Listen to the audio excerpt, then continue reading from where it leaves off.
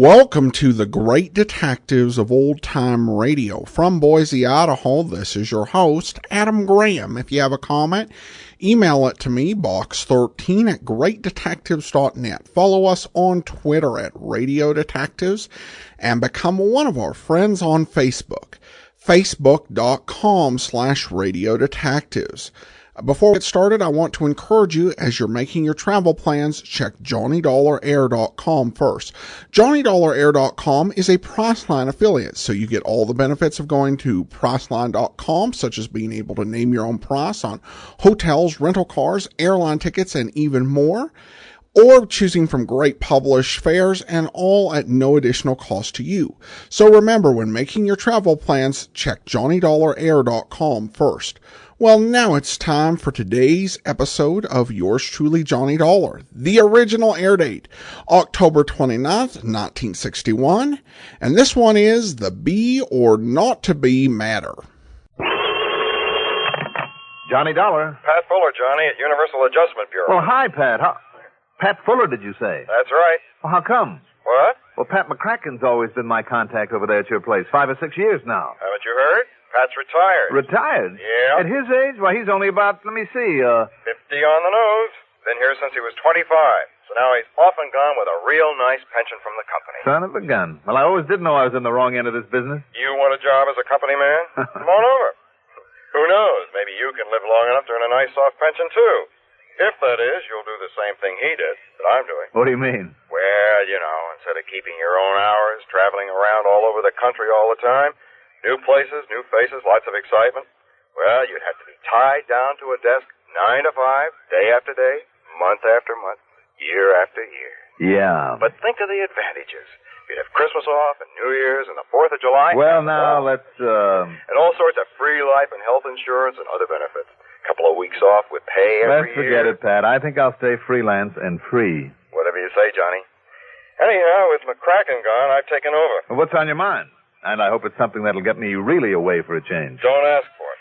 Before this thing's over, you may find yourself having to cover the whole country, from stem to stern. Oh, it sounds intriguing. What is this thing? One of the oldest and simplest rackets that ever hit the insurance business, but one of the hardest to catch up with. Tell me all. Why don't you come on over here? I will. All right, I'm on my way.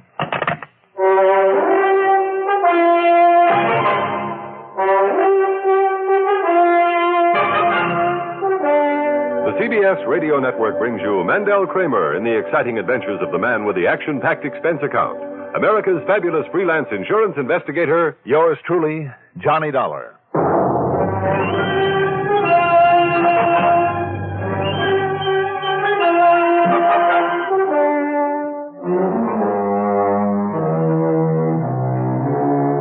Expense account submitted by Special Investigator Johnny Dollar to the Universal Adjustment Bureau, Home Office, Hartford, Connecticut.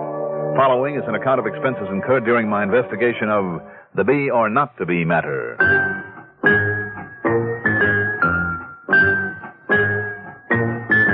Expense account item 1, $1.20 for a cab to Universal Adjustment Bureau down on the square. Pat Fuller was about 40, I'd say, and in spite of his easy, casual manner, it was obvious he didn't miss a trick. Very much like his predecessor, Pat McCracken. Wow, glad to see you, Johnny. How are you, Pat? Fine. Sit down. Let me tell you all about it. Okay. Cigarette? Thanks. Now, as you know, Johnny, here at Universal Adjustment, we handle claims for a list of insurance companies as long as you're on. I know. And all over the country, every state in the union. Uh-huh. But only the sizable claims. The little ones for a few $100, a few $1,000s, well, it's cheaper for the companies to handle them, to pay them off themselves. Sure. However, they're all required to inform us about them, even if they involve only pennies. I see. But unless there's something unusual about those small settlement reports, they're simply glanced at and then filed away. Well, now I take it you've run across something unusual. I sure have. You see them here? 13 reports and claims paid out by 13 different companies. The smallest for $250. The largest, thanks to an impulsive darn fool hotel manager, is for over $4,000. You said for one of the oldest rackets in the business. False injury. Ah. Like the one I busted out on the coast a while back, where some old wino was carefully run down, his leg broken, then the insurance split with him. Something like that. These reported injuries were all the results of falls. Sounds like the hotel or department store caper, then. It is. Hotel. Yeah. Couple goes to a nice hotel, registers just for one night. The man carefully explains to the clerk that they have important business in some other town the following day. Sure. Just before checkup time, they casually walk across the lobby. Mm-hmm. And she suddenly trips on the edge of a rug or slips on the polished floor, lets out a yell of I pain. know the rest. He yells for the manager, hauls her up to the room. By the time the manager gets there, she's putting on the agony act, and they threaten to sue the pants off the hotel and raise a big stink. Right. They usually demand around $100,000. Threaten to call in some local lawyer they just happen to know. Yes. And the manager, all excited and hoping to avoid a lot of adverse publicity, as well as a lawsuit, has them sign a release. Pays them something in cash, whatever they can talk them into, and they're on their merry way. Pat, why don't these hotel managers ever learn to hold on to people like that and make them undergo a medical examination? Oh, this pair's clever, Johnny. In more ways than one. How do you mean? Well, the woman usually slips on a spot of oil or grease. Who's to prove that they put it there themselves? After all, nobody's watching them every second, simply because nobody knows who they are and what they're up to. Yeah, I see what you mean. But Pat... Also, Johnny, in every one of these cases, some doctor's been called and made a quick examination and confirmed the fact that there was an injury. And insisted that they stay around for a while? No. Like I said, they've already established the fact that they have to be in some other city on business. Thousands of dollars at stake. That if they're made to stick around, then they'll really sue. Yeah. 13 in a row, you say? All over the country, and all within less than 4 months. Doggone it, Pat. If there really is an injury in each case, at least enough to fool a doctor. I know. That's puzzled me, too. Well, it doesn't sound like the same couple then, does it? But it is. I'm sure of it now. Why? Well, Johnny, you know as well as I do that most crooks develop a sort of pattern, whether they themselves realize it or not. Well, you know that some of them set a pattern deliberately, leave a regular trademark just to show off. Right. Or just to make the cops look silly. Exactly. Now, they haven't used the same names each time. Oh, no, of course not. But what they have done... Now, what about their descriptions? Is it covered in these reports? Oh, yes. But they don't mean very much, because one time she's a blonde, the next time a brunette, and then a redhead, And the same thing goes for him. Thick glasses one time, a mustache another, clean shaven the next, and so on. Yeah. But, look, here. I have a picture of them. Oh? How'd you get this? Photographer in a hotel lobby in Chicago, taking pictures of a model, showing off some clothes. They happen to be in the background. You see? There they are. Yeah. Oh, fine. This will be of help. Even if they fool around with a disguise or two. But now to get back to this pattern that you mentioned. Really the show-off element, as you call it. Yeah. The home address they give when they register. Fictitious one? I don't know, but it's always the same. What is it? 21st Street and Fairmount Avenue. Where? Philadelphia, PA. Well, if it isn't fictitious, it might give us... 21st and Fairmount? Yes. In Philadelphia? That's right. Oh, great. What? That's something to work on, all right. Pat, this case may be tougher than you think. Could even be dangerous. Oh? That is, if that address ever really was his, the man's. Why, Johnny? What is it? A not too exclusive little place known as Eastern Penitentiary.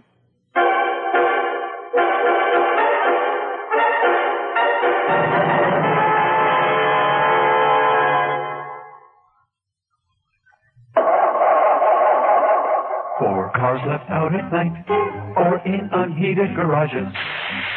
Don't ask for trouble.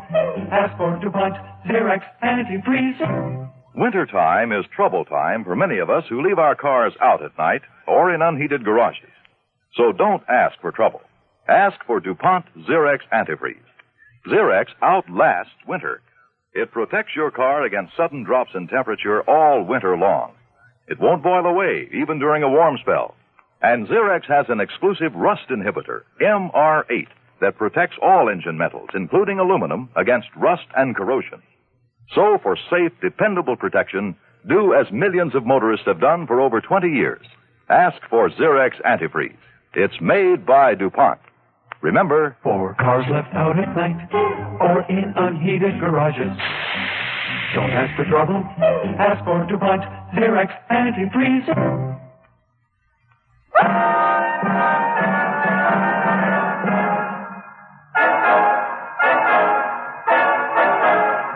Okay, now, Pat. You could spend a lot of time and money sending a copy of this picture to every hotel in the country together with a warning to look out for this couple. But do you know how many hotels? But it probably wouldn't mean a thing.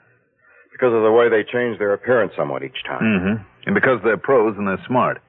They'd get wind of the fact that they're being looked for and duck under cover, maybe even try some other caper until the heat died down.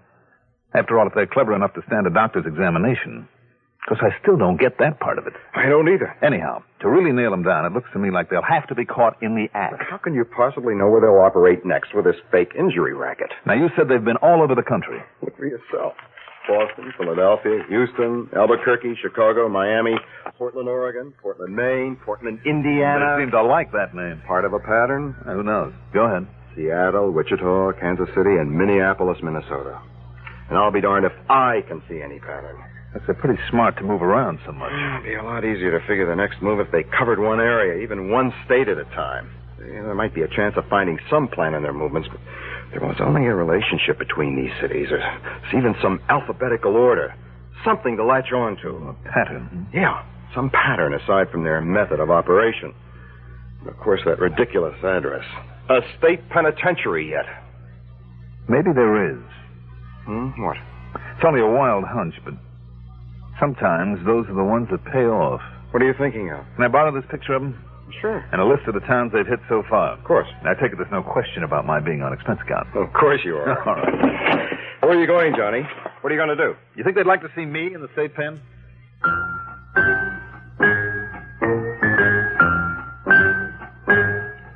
Expense account item 2. 2410 for a cab to Bradley Field, a plane to the city of brotherly love, and then a cab to 21st Street and Fairmount Avenue, Eastern Penitentiary. One of the assistant wardens was all cooperation, and after studying his records for a few minutes, he came up with some highly valuable information. Yes, Mr. Dollar, it's Harry Bain, all right. There's no question of it. Harry Bain? Finished out his term for burglary only a little over a year ago. Burglary? Yeah, and I must confess, I'm not at all surprised that he's operating again. Also, I'm not surprised that he's changed his type of operation. Why do you say that, Warden? He's a very clever criminal. If for no other reason than that he was able to escape conviction for so long. He had an arrest record a mile long, you know. No, I didn't know. Yes, all over the country. Chicago to Houston to Seattle to Miami, all over. I see. But they could never convict him. Because always, before he'd pull a job, he'd enlist the services of some local mouthpiece. Go on. Yeah, he'd have an alibi rigged before he made a move.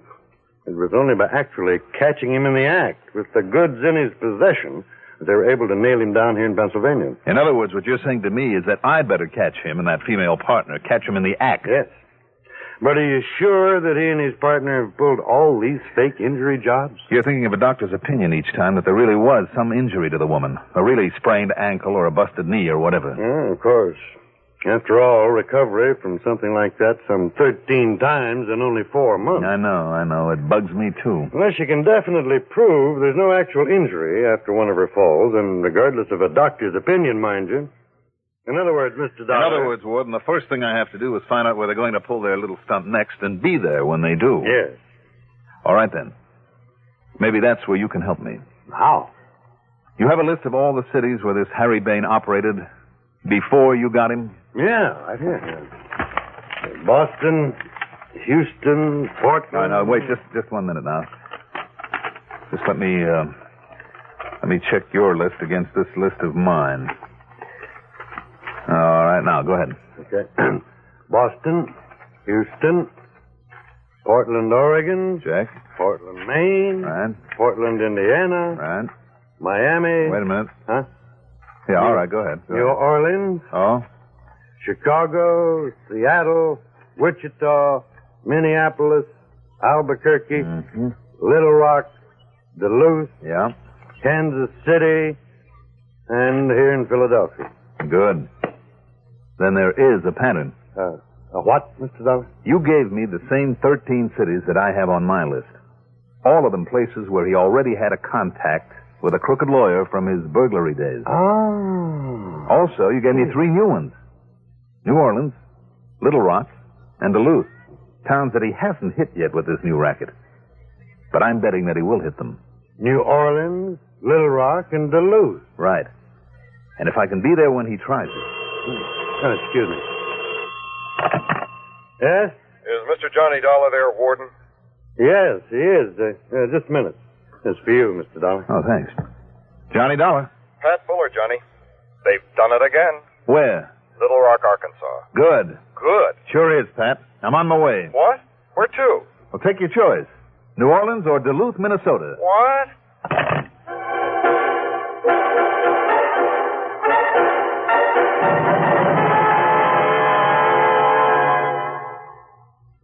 The most effective aid to needy families abroad is given each year through the religious organizations of America. They are so efficient that a single dollar will send more than 300 pounds of food to feed hungry mouths in lands overseas. But our religious groups go much further.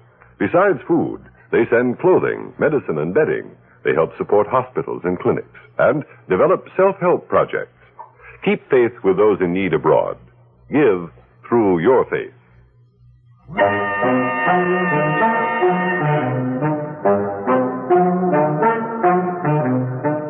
Item 3, $2 1/4 for a cab to the Bellevue Stratford.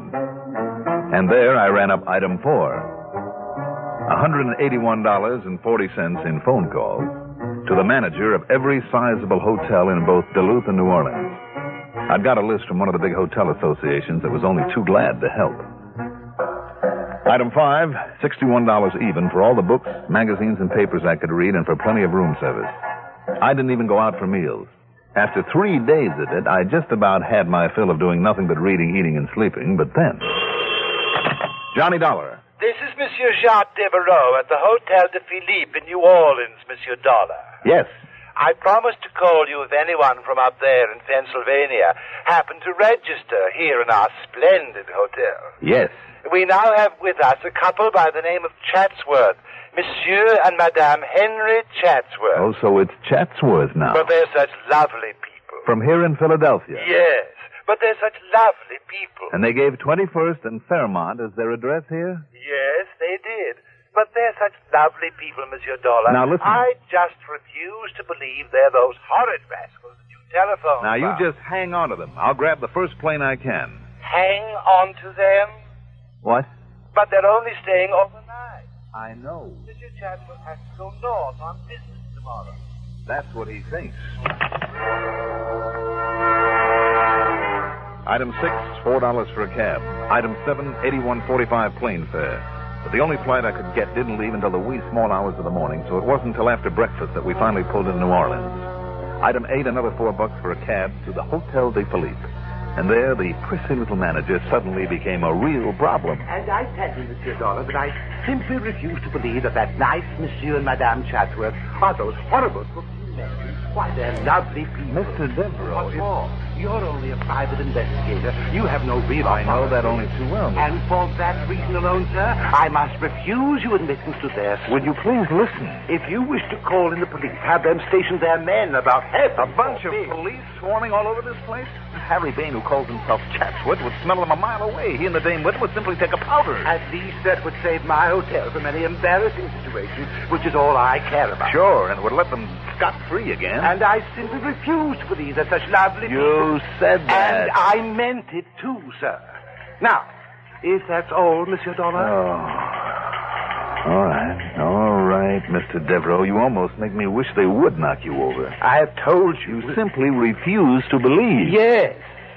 Now, must I order you off the premises? You mind if I stop at your bar long enough for a drink? I think I need one. Not at all.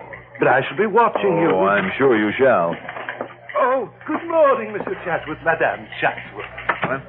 You're up early this morning. I ducked behind a pillar and listened. Oh, yes, monsieur. We plan to have breakfast I could in your catch only lovely little snatches of their coffee shop. conversation. Too bad you can't and I stay just with us prayed longer. that You're Devereaux such wouldn't tip them off. Well, we'd like to stay, Mr. Devereaux, but we've got to leave for New York. Big business deal up there, and if me and the missus aren't there right on time to sign some papers, it could cost us a fortune. I mean, really big money. Yes, so we're all packed, and we'll be leaving right after breakfast. Oh, I'm so sorry. But of course I understand. Sure, I knew you would. Well, come along, dear. Yes, Henry. Oh, my, am I hungry. Now, Monsieur Dollar. Monsieur Dollar. While the manager looked for me in the bar, I ducked across to the other side of the lobby, grabbed the bellboy, and shoved a 5-spot into his hot little hand. But for what, sir? Mr. and Mrs. Chatsworth, the number of their suite. Well, it's 2:14, but may I ask, Good. sir, why... Now, where can you and I have a little talk, all alone?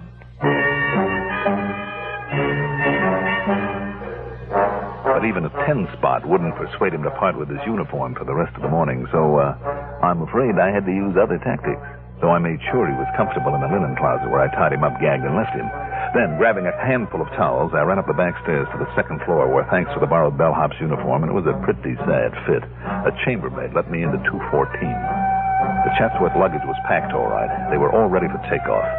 But I had to find some clue as to how they passed the medical examination after one of the so-called accidents. So I carefully went through the bags one at a time. Now, what did I find? You'd never believe it. It was nothing more or less than... I heard a key in the door, so I slipped into the bedroom and under a bed. Oh, Henry, this is killing me. Killing me. Yeah, I know it, honey. And, boy, you get that manager up here and a doctor, too. Did you hear me? Okay, now, where is it? We gotta act fast. Oh, here in this suitcase, Henry. Good. Now, pull down your stocking. What? What's the matter? I thought I'd lock that suitcase. Well, never mind that. Don't worry about it now. Here. You ready? As ready as I ever am, I guess. I just wish it didn't hurt. You ought to be used to it by now. Here we go.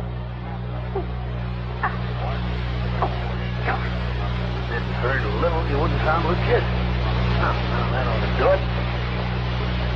Now, go in the bathroom, slap on some iodine to hide the marks they made, then lie down on the bed. Yeah, okay, Henry. Hey, see how good it's taken already?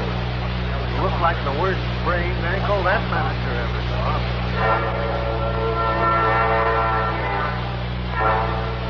Clever. It was sheer genius.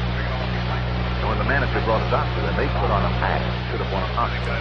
Just one look by that doctor, and he was completely sober. So when he suggested to Bain, alias Chatsworth, that she'd stay around for hospital care. Why, you old fool, didn't you hear what I said? If she isn't in New York with me by tonight on that business deal, it could cost us $1 million. So if you make her stay here, I'll sue you, too. The way I'm going to sue this hotel for that slippery floor down there in the lobby. Please, Mr. Chatsworth, not so loud. You know what's good for you, Sawbones? You'll give her something to ease the pain so we can catch our plane. Then you'll get out of here. Please, Doctor, you better. And as for you, Mr. Devereux... Yes, sir. Well, I've heard plenty about cases like this, about you hotel guys being so careless with slippery floors. And I'm going to sue you for $50,000. Please, Mr. Chatsworth. Okay, you've been nice to us, so I'll make it 10 or 15,000. Oh, no. You know a lawyer by the name of Frankie Tabello? That crook. What if he is? All I care is he gets me $10,000 for this. Mr. Chatsworth. Yeah? Perhaps the injury isn't as bad as it looks. And if we pay the doctor's bill and, say, $200 or $300... What? You out of your mind? But I don't want a lawsuit or the publicity. And I'm only trying to 1,000, perhaps, in cash, immediately. Now, listen. I've got you over a barrel and you know it. So you're going to pay for this, and plenty. Now make me a decent offer. And the price they settled on? $2,000. Cash, immediately. But as Devereaux, the poor excited sucker, was about to go downstairs and get it, I crawled out from my uncomfortable spot under the bed. And you know something? Henry Bain and the woman gave up without a struggle when they found out who I was and what I was doing there. And the manager, when I pulled the little glass jar out of their suitcase and showed him how they made their phony accident look so real. Real enough to fool a doctor. Well, believe it or not, the shock was so much for him he almost fainted. So, that was that. And the expense account total comes to $471. Wait a minute, I forgot to tell you about the trick. Their little trick for making that ankle swell up and look like the worst sprain on record. You see, that jar, the one that Bain had opened and then clapped against her ankle, contained exactly 3 nasty little yellow jackets. Bees. Yes. Clever. Yours truly, Johnny Dollar.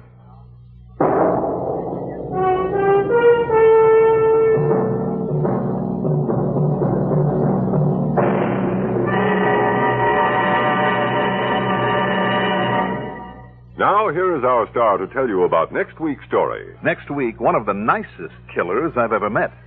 Join us, won't you? Yours truly, Johnny Dollar. Yours truly, Johnny Dollar, is written by Jack Johnstone, produced and directed by Bruno Zerato Jr., music supervision by Ethel Huber. Johnny Dollar is played by Mandel Kramer. Also featured in our cast were John Thomas as Pat Fuller, Ivor Francis as the hotel manager, Robert Dryden as Harry Bain, alias Chatsworth, Gertrude Warner as Mrs. Chatsworth, and Bob Donnelly as the assistant warden. Be sure to join us next week, same time, same station, for another exciting story of yours truly, Johnny Dollar. Art Hanna speaking.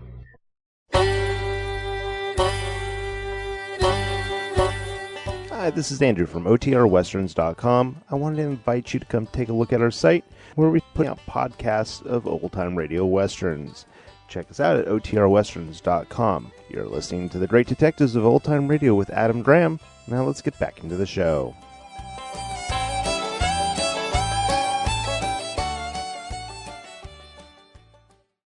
Welcome back. An interesting episode. So Pat McCracken gets to retire at 50 with a good pension for life.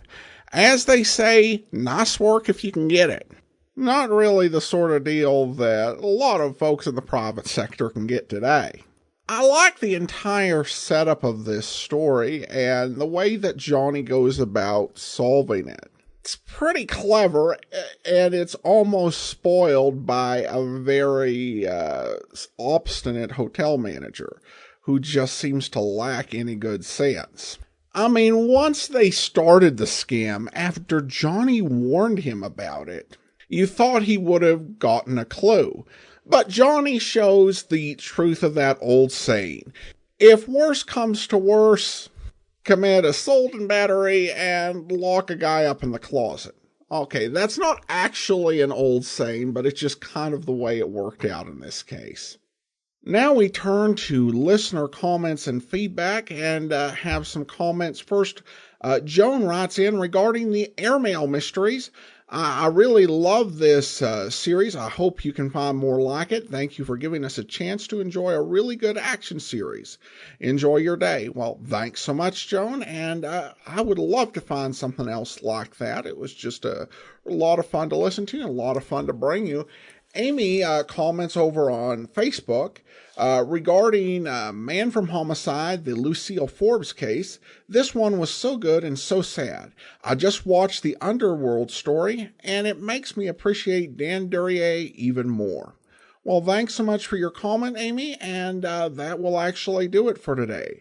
Join us back here tomorrow for Dragnet, and then next Tuesday, Nick Carter will be back. And we'll be back again on Friday with another episode of Yours Truly, Johnny Dollar. In the meantime, send your comments to box13 at greatdetectives.net.